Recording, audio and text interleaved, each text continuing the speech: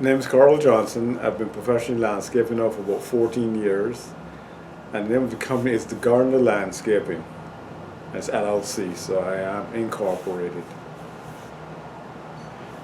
And how did you start working on the Burmese project? Well, the Burmese project was quite by chance. So it happens my partner was taking a class in anthropology, and she was working with Dr. Beer. And they have been involved with the Burmese refugees, and I'm not sure to what extent that she got involved with it, but it was part of her anthropology class. And really was trying to assimilate the Burmese to the American culture, and that is how anthropology got involved. And part of that involvement was the Burmese were involved in farming originally, and they were starting a farm which was actually donated or was involved with the church, which is Pastor B and Pastor Joe, and they got involved in trying to help the Burmese to have a sustainable form of living, to be able to, feed themselves, etc., and get some income. And they had some issues where they needed to identify some plants. So the Burmese, based on their culture, their expertise, trying to assimilate what they grow in their country with what you can grow here in Florida.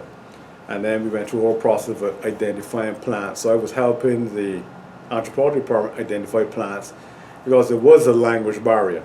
So we may get the Burmese name, but there was no English translation for the Burmese name. So it started as a student project. Started as a student project, exactly. Started as a student project. What year was that? That was this year, 2014, started in March. That's when I got involved with the Burmese. And since then, my involvement has only grown. Everything from consulting, to helping them get plants, to organizing garden beds, to where we're at now, which is obtaining what is called a greenhouse. Well, when I got to the farm, they were doing a lot of Asian vegetables, like bok choy. They also had moringa growing. One of the things about the Burmese farming is they just started farming. So they want to plant mango trees, which is a very tropical fruit, but mango doesn't do well in Tampa this far north. In St. Pete, all over the place you can find mango trees, but in Tampa you're going to have to learn where to plant them. So basically the Burmese, they plant whatever they want to grow, and they plant them anywhere. So they may try to plant everything.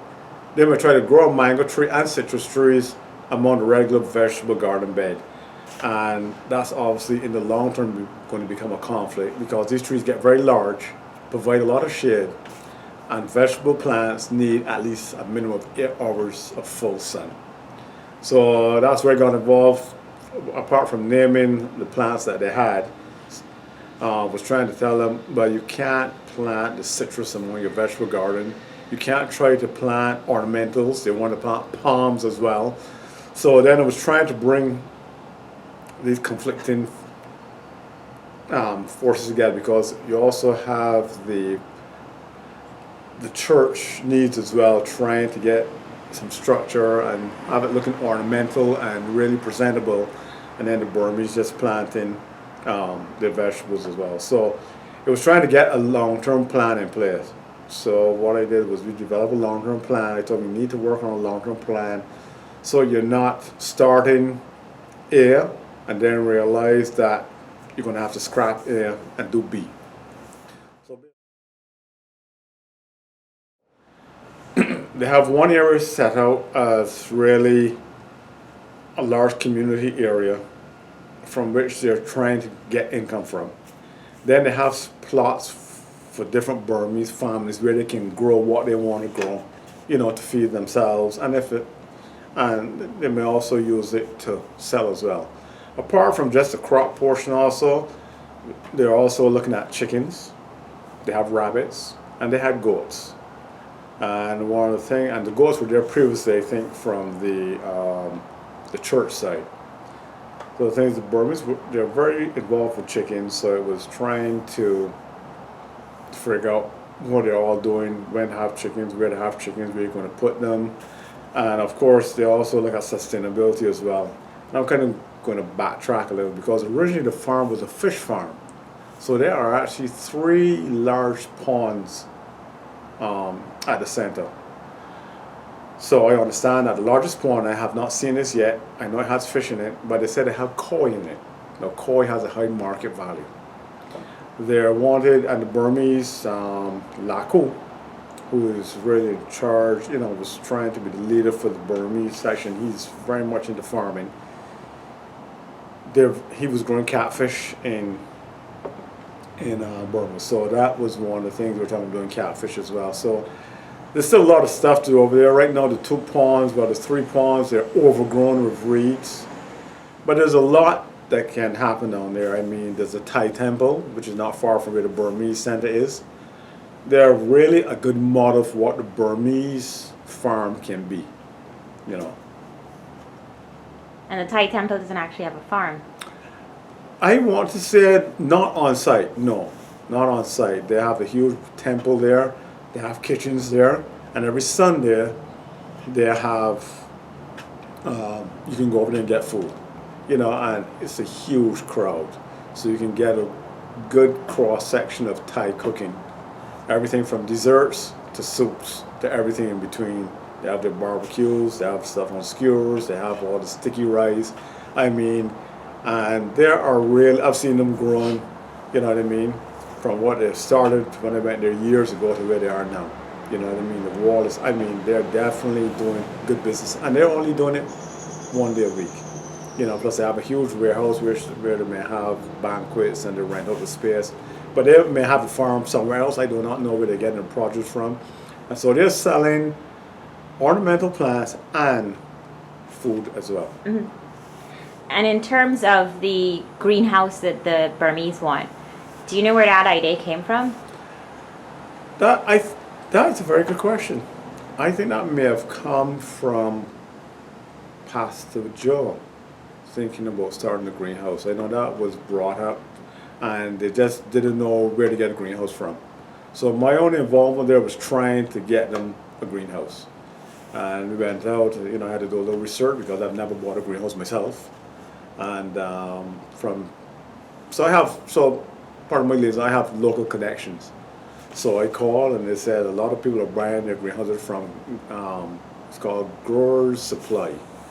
And the guys there are very knowledgeable, very helpful. And so prior to that, I had gone over the measurements of the size greenhouse we should get. And sure enough, they already had greenhouses within those dimensions we were looking for. Right now, some of the Burmese are working. And the distance to the farm is proven to be an issue. Pastor Joe, I know through the church, he has a van and he can take them back and forth, which he's been doing. Some of them have cars. They've basically been coming on a Saturday. Some of the more dedicated Burmese come after work. So it's trying to show that there is income that can be gained, and it's trying to get that across to them that there's all these opportunities that can be achieved. And that again comes down, into Brownsville again, language barriers and having somebody who can interpret, being available all the time. The main person who we were trying to liaison with is now actually working more with the Burmese cultural center, so he's not necessarily always on site. Recently talking to Pastor Joe, there's been a gentleman there, some younger generation people who are very motivated, very excited. They actually even want to start goat farm because he can see a lot of potential from the goats, But working with Dr. Beer, a lot of the local restaurants, a lot of the, what I call, not the chain restaurants, are looking at the concept of farm to table. And so they've already contacted this restaurant, and it's a high-end restaurant, very popular restaurant in Tampa, which are willing to buy a lot of the foods the Burmese can produce. So I think that's a big plus. And so once you can tell this to the Burmese and get them more involved, I think that's our biggest challenge. I think that has been a challenge from the get-go. You know what I mean?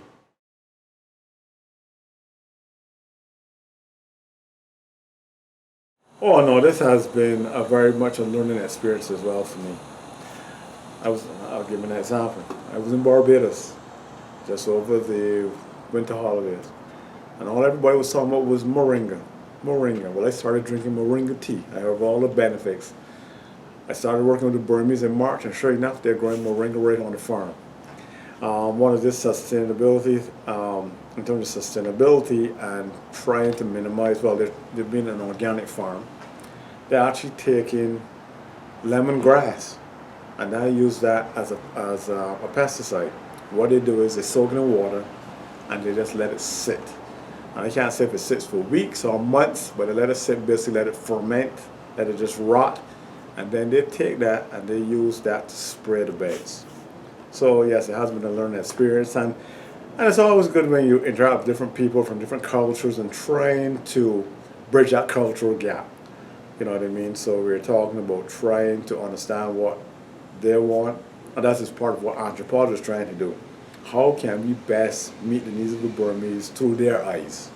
You know what I mean? So yes, it has been a trend. And plus, I've been in lots of people like yourself. It's amazing I had to go to Barbados to meet you. You know what I mean? So it has been a tremendous learning experience. And getting involved, I think, is good because I learn something new every day. You know, if I knew it all, I don't know where it would be. But I'm learning from you as well. So it has been fun. And I'm looking forward to the continued interaction between yourself, the students, the Burmese. And it's good to see, you know, like a pup, grow from a pup into adult, you know. So it's good to see this growth, the progress that's taking place. As I said, I went to the Thai temple, I've seen the progress they have made, and I've not been involved with the Thai temple other than to go and eat their food and spend my money. So the Burmese now, you know, the sense of ownership, the sense of participation, the sense of community, you know what I mean? And this is community from the Burmese, Pastor Jerome, Pastor B. So we have the African side, Ethiopian, you know, and then from the students, and the students from varying backgrounds as well. And Pastor Joe is Dominican. And Pastor Joe is Dominican, yes. With a Barbadian wife, I may add. So your work with them is all volunteer, or they pay you? Some is volunteer, and some is they pay me if I buy plants and I start to do installations for them. That originally went on there, we had to rototill the entire field. And I said, the Burmese Center has a lot of, now they're doing some beekeeping on the backside of the ponds as well. Before they was overgrown, so we had to bush hog around the entire pond area, which is a big plus because you can walk around the entire pond. There's a lot of potential there, both from aesthetics and ornamental to commercial, meaning this bee production, well, this bee harvesting going on there right now. You know, they have some beekeeping going on. And so most of it is volunteer with some paid services. My name is Carl Johnson. I'm the owner of a company called The Gardener Landscaping.